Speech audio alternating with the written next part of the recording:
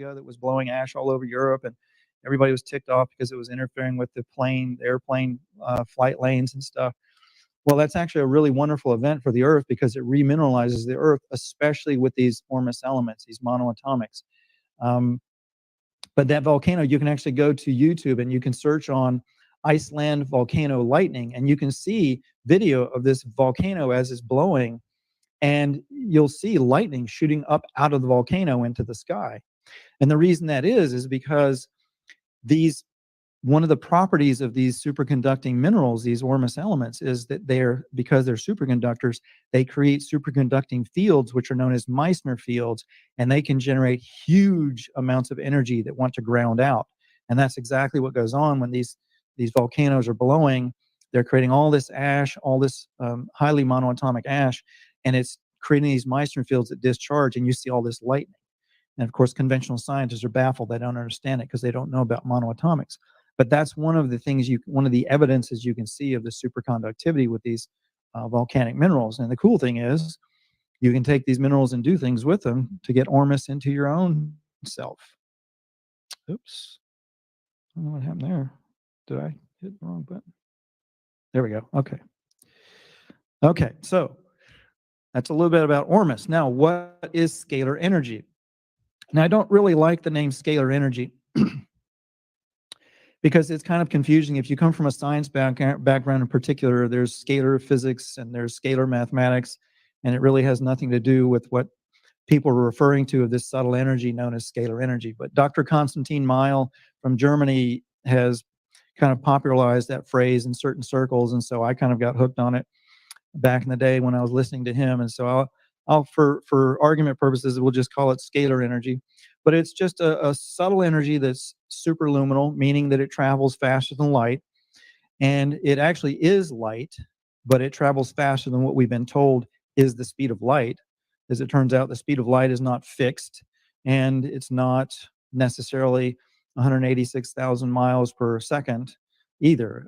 The speed of light can change, and this particular energy is photonic light energy, but it travels far beyond what we've been told is the speed of light. And it's actually kind of like the Force in Star Wars. It's really what everything in our 3D and non-physical universe is made of. It's this energy that I liken to God consciousness, and it flows through the universe, and it slows down and it coagulates into this 3D reality, this physical reality of ours. And so scientists now are seeing evidence of this. You can actually see this in mainstream physics journals where they're discovering that this superluminal light is flooding out of the centers of galaxies. This is actually an article from phys.org, which is a very mainstream physics journal, where they talk about these furious black hole winds of superluminal light. So this energy comes out of the centers of galaxies, and it's zipping out, and as it comes out, it's spiraling. It likes to spiral. It always spirals, and it's branching as it goes. So it's spiraling and it's branching as it goes. It comes zooming out of the centers of galaxies, and it follows this toroidal flow around the galaxy, which we'll show a picture of. This is another physics journal, NASA Science News. There are plenty of black holes that gobble energy. Now scientists or astronomers spotted one in a distant galaxy that's giving some of its energy back. And actually what's going on is these so-called black holes, they're actually a toroidal field. They're a donut-shaped energetic structure where energy is coming out one center of the donut and whipping around, spiraling around the donut, going back in the other side. Scientists call them black holes and white holes, but what they really are is a singularity at the center of a toroidal field. So the whole universe, as Nassim Haramein and others are pointing out, is a web of these black holes, these singularities. And these singularities are found at the centers of galaxies. They're found at the centers of suns, the centers of planets, the centers of any spinning bodies. Nassim is also saying now that protons are singularities. The whole universe is a web of these singularities. Human beings have a web of these singularities, these black holes within our bodies that correspond to what have been called the acupuncture meridians and the chakras. We'll get a little bit more into that here in a moment. But so this flow of energy is coming from the centers of galaxies flowing outward, and it's relayed from sun to sun to sun outward to us. So ultimately it comes down to us from our sun and up from the center of the earth, because planets have these singularities at their center, these interdimensional portals with this energy. And so it's coming up from the center of the earth down from the sun. And that's why we have these practices like Qigong and Tai Chi and Ayurveda and different practices, Kundalini Yoga, where you're taking energy in from above and down from below and bringing it in and manipulating it with your mind within the body. What you're actually doing is taking this energy that creates and can alter matter, and you're using it to do exactly that, usually for improving healing and for consciousness and expanding awareness. And with amazing effect, by the way. I mean, there are people who cure incurable diseases all the time simply with meditation or yoga, things like that. So as I mentioned, these galaxies have these toroidal shaped fields with this energy zipping around, spiraling around. And so do solar systems, so do suns, so do planets, so do human beings, so do cells, so do molecules, so do atoms, and on, and phenomena.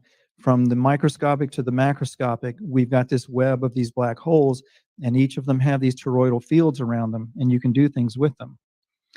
As I mentioned, the chakras in the body, what they really are is large deposits of these ormus minerals along the spine. And because these ormus minerals are superconducting, they open up a place for the singularities to occur.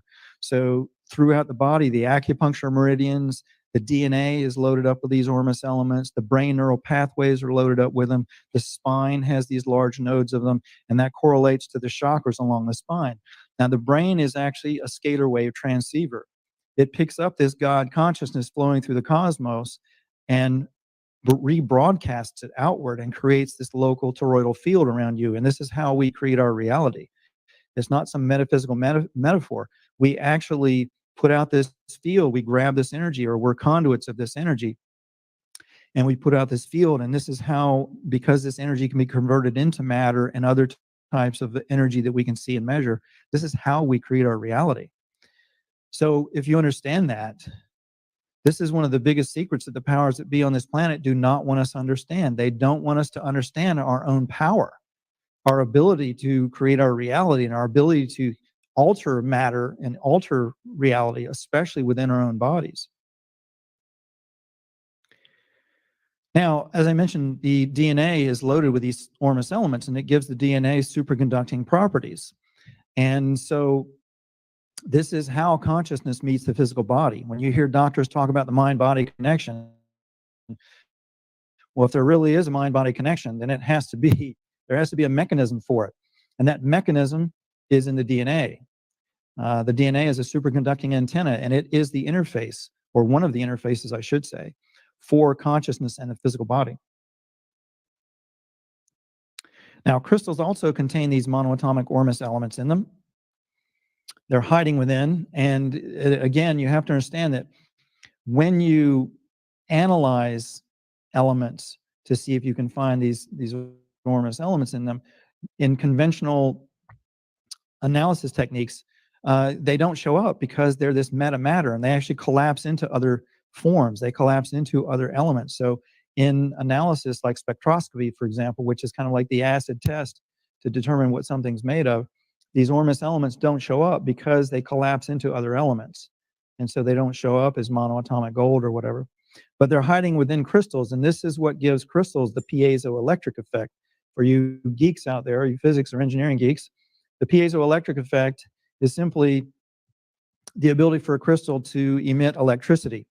You know, when you have a gas grill, for example, and you've got the little red button and you push it, the button on the gas grill to ignite the grill, what it's doing is smacking a little piece of quartz crystal that's connected to two wires, and it shoots out electricity and makes it spark, fire your grill up.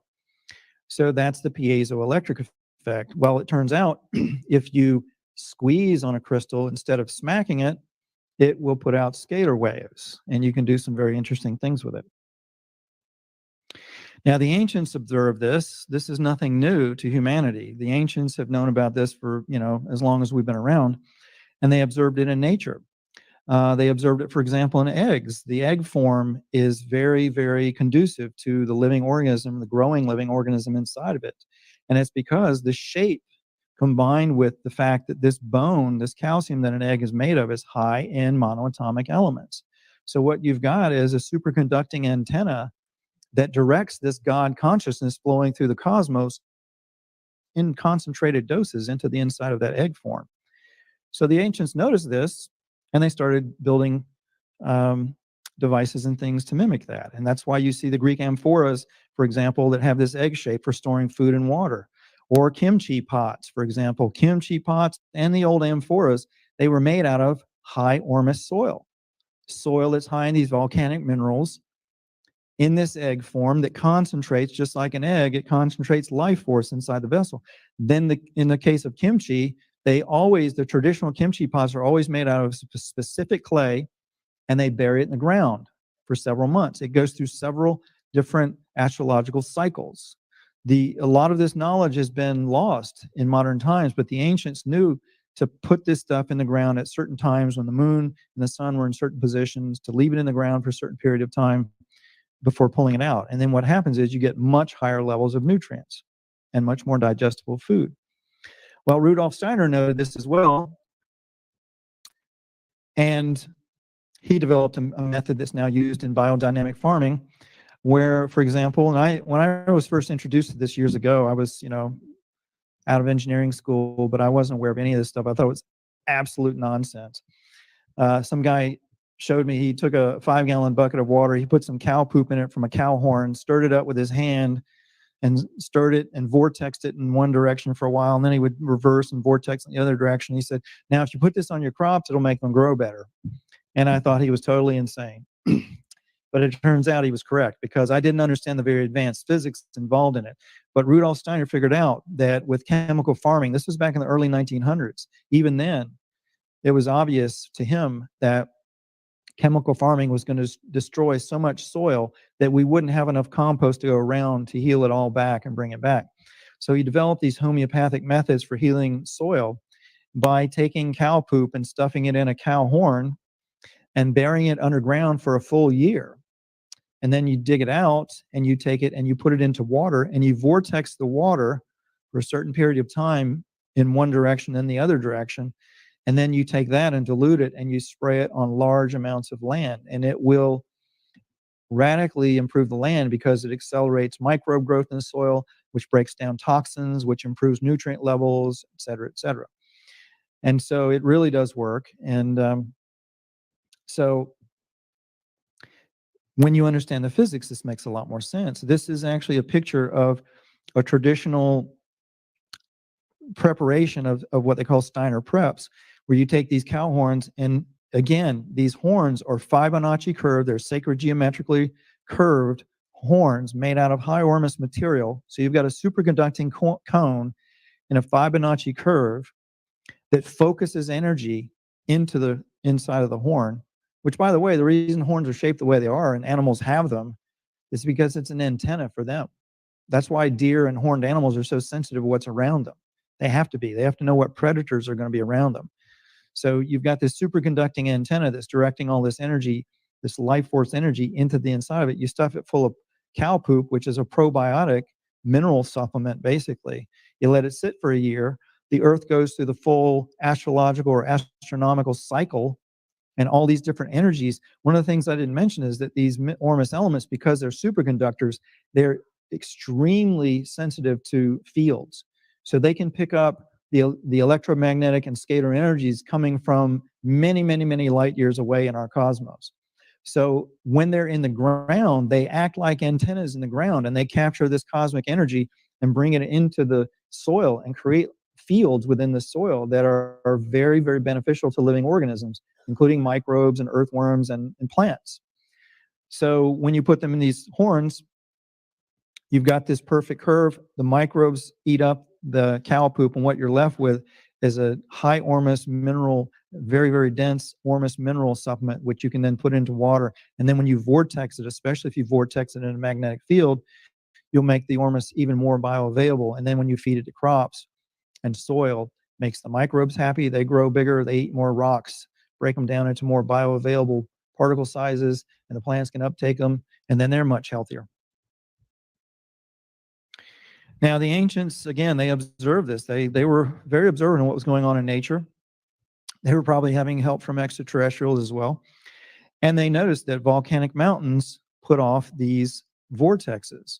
There are stories of shamans and medicine people who could feel the energies in different power spots, and they could identify them. They would mark them. And of course, archaeologists and paleontologists find these stones marked in certain ways, and they don't have an explanation for why they were marked. But they marked stones and they marked places that were high in these superconducting elements that put off these scalar fields and vortexes. So this is a picture of Mount Shasta in California, and I had a friend who gave me this picture, and she said, "Oh my God, there's UFOs over Mount Shasta." And I said, "Well, there may be UFOs over Mount Shasta, but that's not why those clouds are shaped that way. That's the scalar wave vortexes coming off of the mountain that's spiraling upward like an upside down tornado of energy, and it's slicing up the clouds into those shapes. And that's exactly what's going on. You've got this singularity at the center of the earth that's emanating all this scalar energy, and it's in a geometric pattern. This singularity at the center of the earth is shaped like a crystal. It's like a very complex cubic octahedron, for those of you that are following Nassim Haramein. And these vortices of energy come out of the apexes of that geometry and shoot out to the surface of the earth. These volcanic mountains capture it. They're like the chakras of the earth. They capture it, and then they spin these vortexes up out through them. And the types of minerals that they're made of are oscillators. Crystals are all oscillators. So you put energy in one frequency, it comes out the other side a different frequency. So these mountains are oscillators. They put out certain frequencies that are harmonious to living organisms. And then the rotation of the earth combined with the gravitational field drags them down across the surface of the earth. So you got these spiraling vortexes going along the surface of the earth, and that is what people call the ley lines. So if you're living in proximity to a ley line or one of these mountains, you're going to see the animals and the plants grow healthier, and therefore normally the people are going to be healthier as well. And again, the ancients noticed this, so they started mimicking it by making their own artificial mountains. And that's exactly what pyramids are. Pyramids are scalar wave antennas. They're transceivers. They pick up this energy coming from the sun and from the center of the earth, and they rebroadcast it outward in a toroidal field around them, and then they create a vortex of scalar waves that go up out of the tip. And it has all kinds of very beneficial uses that way. This is actually a Kirlian photograph of the energy coming off the tip of a pyramid, and you can see it's a double helix. Wonder why our DNA is shaped the way it is. You see evidence of this everywhere you go. This manifestation of this spiraling, vortexing energy coagulating, slowing down and coagulating into our 3D reality. Out here in the lobby, there's actually a picture. It's actually a kind of a picture sculpture of the Colorado River here in Texas and all the tributaries.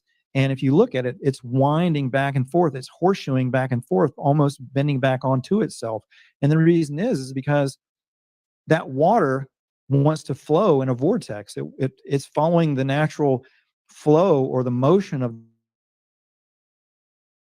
the planets and the solar system. And, our sun isn't like sitting out here in space doing nothing and all the planets are rotating around it. That's not how it is. The sun is spiraling around through the galaxy and we're spiraling around it. And so that spiraling motion makes the energy and water want to spiral. So because that water is nailed to the ground by gravitation, instead of spiraling, it just wiggles back and forth in these horseshoe patterns. So that's all fine and dandy. That's ormus, that's scalar energy. So what? What can you do with it, right? It's like, well, this is nice. I'm going to go home and kick the dog and drink a beer, right? Well, there's a lot of cool things you can do with this, but if you don't understand these fundamentals, it'll be like it was for me 30 years ago, thinking this is all a bunch of new age nonsense.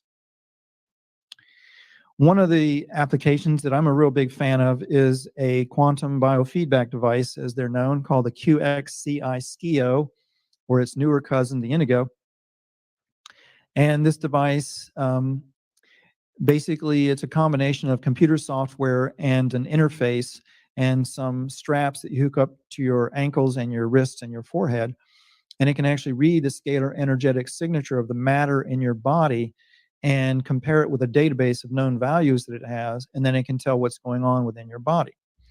Now, you have to understand that all the elements on the periodic chart, and this is conventional physics, this is even anything extravagant, it's known that every element has in its subatomic structure, it vibrates. And each element vibrates at a different frequency. So, for example, hydrogen vibrates at a certain frequency.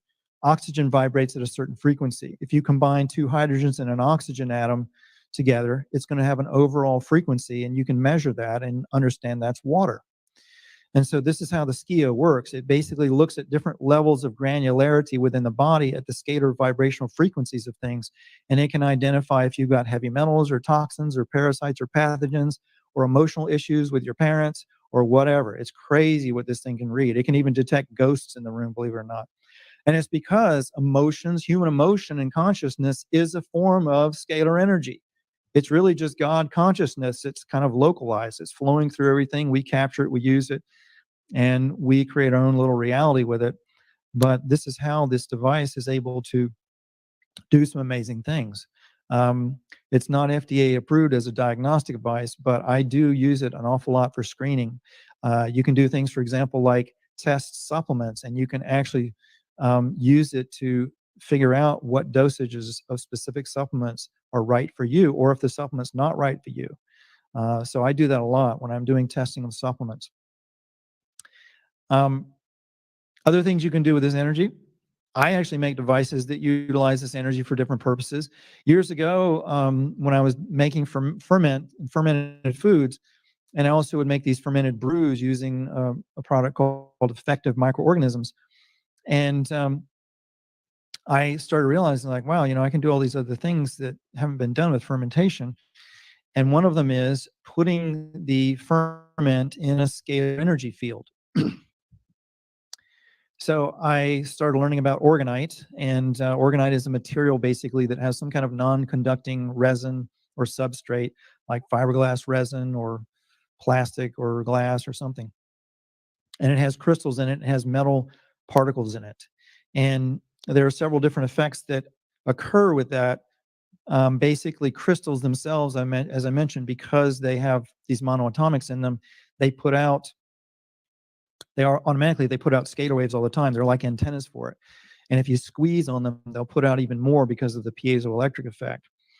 But then also there's something called the Casimir effect. And when you put two plates of metal very close together, like a 16th of an inch apart from each other, they'll generate a charge, but they'll also generate scalar waves. And the people that are making orgonite, even Carl Hans Wells, who invented orgonite, and Wilhelm Reich, who really is probably the modern inventor of this technology, they didn't understand the physics of this, that they just were kind of mimicking what they observed. But the Casimir effect will create scalar waves. So when you put particles close together, you're going to get surface area close enough together, you're going to get some of the Casimir effect. So the finer the particles, the more the Casimir effect you're going to get. So I started making these discs to put off scalar fields, and then I would put fermentation buckets on them, and it would radically increase the nutrient levels and the ferment time. It would speed up the ferment time quite a bit. So I developed a large disc, and I put it under 5-gallon buckets to do this. Well, people started wanting to buy them, and so I started selling them to people, and then they started using them for all kinds of crazy stuff I never imagined. They were sleeping with them and putting them in their refrigerators and growing plants with them and all kinds of crazy stuff. So I figured out that there's a lot of other things we can do with this. And so now I make these discs and I sell them. And I was already making a little powered scalar wave device that you can carry with you for protection against jet lag and EMF, and it would also help you get into deep sleep states. And so I started applying all these different things I was learning from making these discs and other things I was learning about, and developed a pyramid that's a powered scalar wave generator that'll put out a field and scalar waves, and it'll help you get into deep sleep, and it'll protect against EMF and do all kinds of strange things. Um, and other people have been doing this as well. There are people making orgonite cones and pyramids, and you can actually take little small pyramids or cones just like 6 inches tall, stick them outdoors, and they will actually clear chemtrails out of the sky, and they'll balance the weather if you build them right. You don't have to build a gigantic pyramid. You can just make these little tiny pyramids. Actually, here in the Bastrop area, there's a guy named Dowan Gardner. He goes by the handle of Orgonite Austin because he lives in Austin. he's been making really good orgonite and spreading it around and is doing some really good things to protect this area. That's one of his pyramids down there in the bottom. I wound up developing a powered scalar array device that'll actually clear a 75-mile radius of nuclear fallout and chemtrails and balance the weather. It'll stop hurricanes, it'll stop severe weather, it'll stop droughts, it'll stop floods, it stops all that stuff. And of course, I got too public with it and started having death threats and stuff. And I had worked with free energy back in the early 90s. And so I've had friends murdered and hurt and things like that. So I know to take these threats seriously. So I don't get too public with it anymore. Now, Dr. Alexander Golod, who has impeccable credentials, he is works for the Russian military, high level in the Russian military. And when the Cold War warmed up a little bit or eased off a little bit, he started working with pyramids. Presumably, the government probably wanted him to understand them for warfare purposes. But being a benevolent person, he started studying them for beneficial purposes and discovered all kinds of amazing things. They can make oil wells flow faster and flow better and produce more. They can clean up pollution in the ground and groundwater, including radioactivity. They can clean up radioactivity in the atmosphere and air pollution in the atmosphere. They can stop severe weather. They can even stop earthquakes. These are people sitting inside of his large pyramid outside of Moscow, and it's made completely out of non-conducting materials. With scalar waves, electrically non-conducting materials are best to work with for creating these kinds of structures. You can do it with metals, but you have to know what you're doing. They act more like waveguides. So anyway, these are people sitting inside and getting healed. They found that people could go inside the pyramid and get healed of major diseases. And these big domes or these big globes here, those are made of crystal. They discovered also you can charge crystals. You can put crystals in the pyramid, charge them up, and then they can take them out and give them to people, and they will emanate this scalar energy and heal people. Now, there are a lot of really cool benefits from his pyramids, and we'll just get into a few of them. There's so many, I don't have time to list them all, but as I mentioned, neutralizes radioactivity in the atmosphere and in groundwater. It cleans up toxins in the air and in the groundwater. It increases yields of seeds and crops, reduces seismic activity. What it does is it releases the tectonic shifts little by little every day instead of letting them build up into big shifts, and that way you don't have big earthquakes. Now, they noticed a lot of springs popping up all around